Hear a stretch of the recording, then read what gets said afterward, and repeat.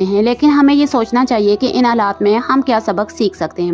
اگر انسان تاریخ سے سبق سیکھ لے تو وہ اپنی غلطیوں کو دہرانے سے بچ جاتا ہے۔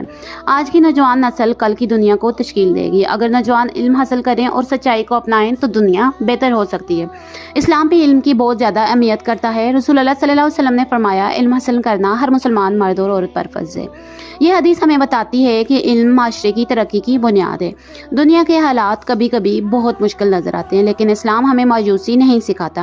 قرآن میں اللہ تعالیٰ فرماتے ہیں، اللہ کی رحمت سے مایوس نہ ہو۔ یہ آیت ہمیں امید دیتی ہے کہ مشکلات کے بعد آسانی ضرور آتی ہے۔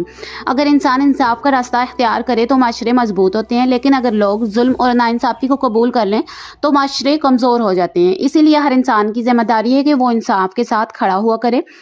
دنیا کی تاریخ ہمیں ایک بہت بڑا پیغام دیتی ہے، طاقت بدلتی رہتی ہے، لیکن انصاف، سچائی اور انسانیت ہمیشہ باقی رہتے ہیں۔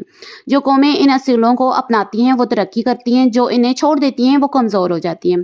آج ہم سب کو اپنے دل سے ایک سوال پوچھنا چاہیے کہ کیا ہم انصاف کے ساتھ کھڑے ہیں؟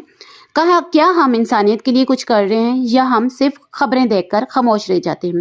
دنیا بدلنے کے لیے ہمیں پہلے اپنے آپ کو بدلنا ہوگا۔ اگر ہر انسان اپنے کردار کو بہتر بنا لے تو دنیا خود بخود بہتر ہو سکتی ہے۔ اور یاد رکھیں، تاریخ ہمیشہ ان لوگوں کو یاد رکھتی ہے جو سچ کے ساتھ کھڑے ہوتے ہیں۔ اگر آپ چاہتے ہیں کہ دنیا میں انصاف، امن اور انسانیت کا پیغام پھیلے تو اس ویڈیو کو لائک کریں، چینل کو سبسکرائب کریں اور کمنٹ میں لکھیں انصاف ہمیشہ جیتتا ہے، تاکہ یہ پیغام زیادہ سے زیادہ لوگوں تک پہنچ سکے۔ اور آج کی اس ویڈیو میں اگر آپ کو کچھ بھی اچھا لگا ہو تو ہمیں ضرور بتائیں، اور ہمیں ضرور بتائیں کہ اس جنگ کے حالات میں آپ نے کیسے اپنے ملک کا، اپنے ساتھیوں کا ساتھ دیا ہے۔ Thank you for watching. Like, subscribe and share our YouTube channel with your friends and family members.